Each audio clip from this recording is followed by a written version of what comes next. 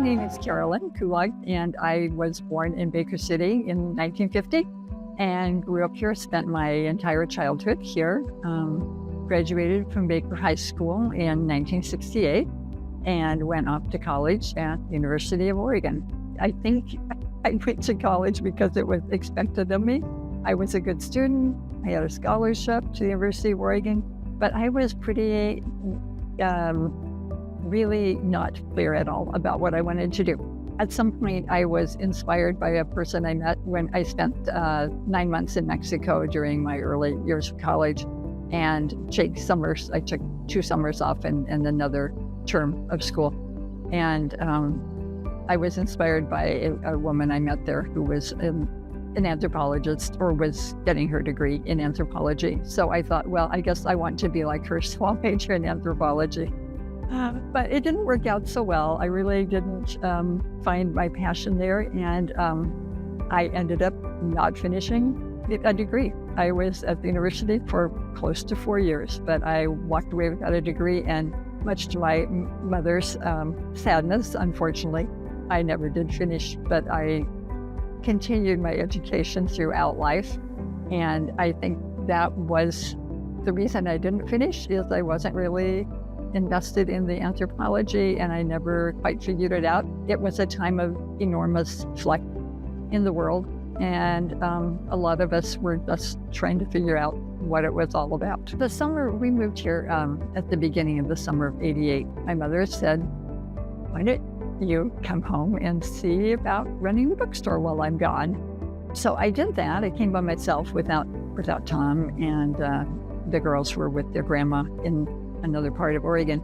And that was my introduction, and I really enjoyed it. So I went back to Dayton, and I just told Tom, I really think it's time for us to move back west. And I think this is a way that we could do it. We could at least start out that way. And, Baker, I guess, looked better to me after 20 years than it did when I was 18.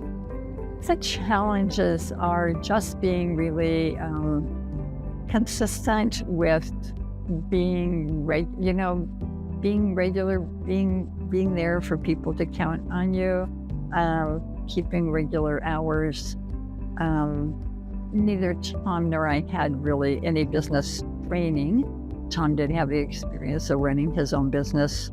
And then because we were there those early years with my mother, we basically learned that aspect of the business from her, just, bit by bit. But I can see that maybe having taken a business course somewhere along the way might have been useful. And then certainly, as I said, the electronic book revolution. So that was something to weather and to adapt to, and just to realize that we would just be doing less business. There was no way around it.